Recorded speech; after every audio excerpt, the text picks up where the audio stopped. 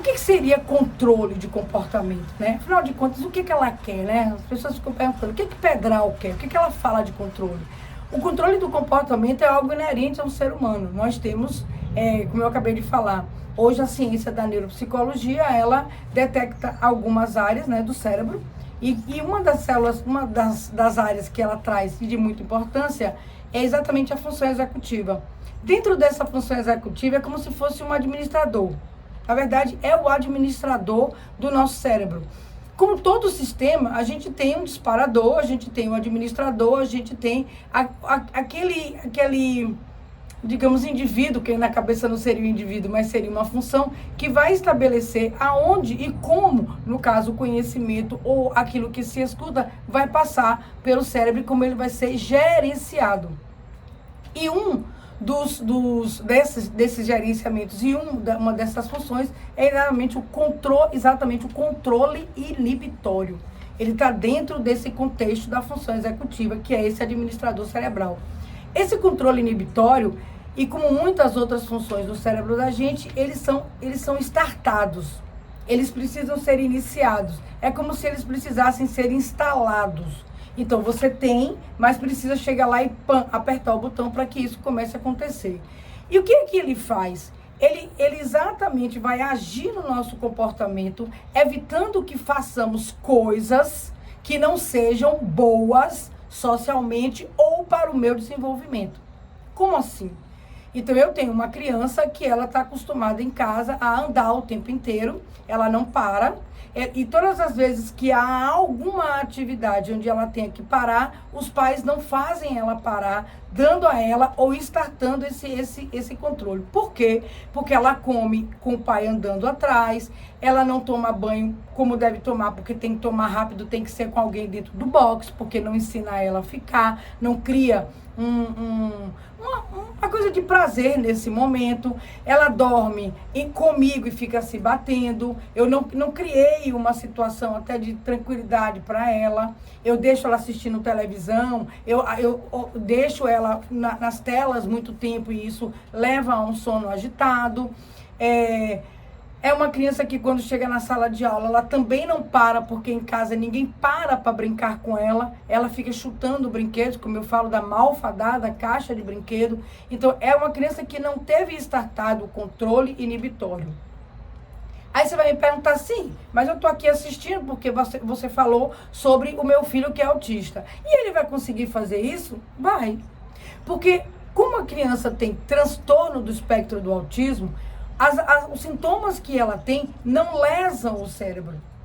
Mesmo que ela venha apresentar algum déficit cognitivo, até por conta da insatisfação ou da falta de identificação dela com todo o processo pedagógico, ela não tem uma lesão. Quando ela não tem uma lesão, o cérebro está funcionando. Ele pode não ser bem explorado, mas ele funciona. E se ele funciona, basta que eu comece a estimular para que isso aconteça. Então, quer dizer então que meu filho autista, ele pode ter controle? Sim, é evidente que sim. Ele vai entender da mesma forma que os outros? Não. Mas se você tiver um contexto onde você possa desenvolver um trabalho de controle, ele vai entender. Não é uma coisa difícil, é algo que você vai fazer com título de comportamental. Você pode mostrar a cara feia, a cara alegre, você pode ficar zangada com ele, pode ficar sem falar, pode evitar determinadas situações, o uso do não. Então tem uma série de coisas que você tem que fazer para startar esse processo que vai na cabeça da criança. Ele não está invalidado de forma nenhuma, não existe invalidação por conta de se ser autista, de que não se entenda como processar todo esse conhecimento para ter o controle do processo de função executiva e controle inibitório. Os ganhos disso, vamos falar o contrário. Se por acaso você consegue parar o seu filho, é óbvio, é evidente que você vai conseguir, na verdade, trazer para ele benefícios. Quando a gente não starta esse processo que é feito pelo cérebro, a gente tem comprometimentos, inclusive das crianças que não têm autismo. Porque não se aprende se não se para. Eu não tenho como estar aqui falando e andando por tudo quanto é canto e tentando filmar uma pessoa falando, ou mesmo você que está do outro lado da telinha, como você vai dar conta de ouvir, de aprender, se você está andando e fazendo muitas coisas? Até um simples jogo de videogame fica confuso quando você não tem essa instalação desse controle inibitório vigente. Então, quais são os benefícios de tudo isso? Então, é possível que a criança que apresenta um diagnóstico, mesmo de autismo, tenha controle? Sim, é real e é benéfico para tudo isso. O que eu posso falar para vocês entenderem um pouco mais sobre isso? Eu vou dar exemplos para vocês que fica mais fácil. Eu tenho várias crianças, né? Eu atendo em consultório, né, em ambulatório, como a gente fala, né, eu trabalho em clínica. E o que acontece? Normalmente, eu recebo crianças, com diagnósticos ou não, que apresentam já queixas, já apresentando sintomas, na verdade, de alterações de comportamento. Quando a gente pergunta para os pais, o que a gente chama de anamnese, sobre como é o processo dentro de casa em relação aos comportamentos que não são aceitos socialmente ou fogem a um padrão social de aceitação, a gente começa a ver que os pais estão ficando um pouco retraídos em relação ao fato de que quando a criança chora, quando ela faz algo que não deve, ou quando ela faz a birra, que é se jogar no chão, os pais se retraem e não sabem como agir. Quando isso acontece, a gente começa a perceber que a criança passa a agir de uma forma descontrolada em relação a situações da qual ela não quer aceitar. Quando isso acontece, isso entre 1 e 2 anos, que começa a aparecer a partir de 2, ela está indo para a escola. Evidentemente que todo esse processo vai ser levado para os palcos escolares, porque é lá que a criança vai viver isso que ela aprendeu. Então, vamos lá, vamos repensar. Já existe um diagnóstico e em alguns casos não existe um diagnóstico, mas para todos existe um sintoma. E que a gente chama de queixa quando os pais chegam para a gente. Esse controle não foi instalado porque em algum momento, quando essa criança começou a apresentar um comportamento do qual os pais não sabem como lidar, que a gente chama de birra, ou quando eles comecem a reagir de uma forma negativa a algo que eles queiram e eles não consigam, eles vão começar a agir de uma forma descontrolada. Eles vão cair no chão, eles vão chorar, eles vão bater, vão querer quebrar coisas, vão fazer escândalo, etc, etc, etc. A criança autista também. A criança que apresenta autismo, que tem autismo, não é uma criança autista, é uma criança com autismo, como eu venho falando, ela também, eu estou colocando todo mundo no mesmo lugar. Porque ela vai apresentar esses desenvolvimentos, as marcas podem ser mais atrasadas ou não, mas ela vai apresentar, porque todo ser humano que deseja algo e que não consegue esse algo tem uma reação negativa. Mesmo nós adultos. A diferença é que com controle inibitório vai ficar feio, né? Nessa idade, ficar caindo no chão, chorando e gritando, eu quero. Em algum momento, eu já até evoluí. Porque já que fica feio eu me jogar no chão, porque ninguém nunca me parou.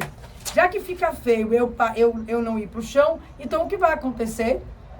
Muito provavelmente eu vou fechar minha cara, não vou falar com as pessoas, vou ser antissocial, eu vou ficar brigando, eu vou fazer cara feia, enfim. Eu também vou apresentar alguns comportamentos porque eu não tive o meu controle inibitório desenvolvido e articulado devidamente desde que eu era pequena. Olha o problema aí. Então, o que é que eu preciso fazer para isso acontecer? Acreditar que o meu filho, não importa a idade, o diagnóstico, ele tem a condição de desenvolver esse gatilho que chama-se controle inibitor. Mas, Cláudia, eu não consigo, eu não sei fazer isso. E se eu não agir, o que é que vai acontecer? O que é que vai acontecer se a gente não disparar o gatilho? Aí lembra lá que a mãe chegou falando do sintoma de que é uma criança agitada, uma criança que não para na escola, uma criança que não está aprendendo, uma criança que está sem atenção, uma criança cheia de sintomas e que pode, inclusive, estar apresentando um diagnóstico, inclusive o TEA. E por quê? Porque dentro desse complexo que somos nós, de sistemas inclusive neurológicos, nós precisamos começar a desenvolver essas funções que estão vigentes, que existem dentro da gente e precisam ser startadas. Elas precisam ser iniciadas, começadas. De alguma forma, a gente tem que fazer essa instalação que já existe acontecer, funcionar. Se por acaso isso não acontece, nós vamos ter sérios problemas.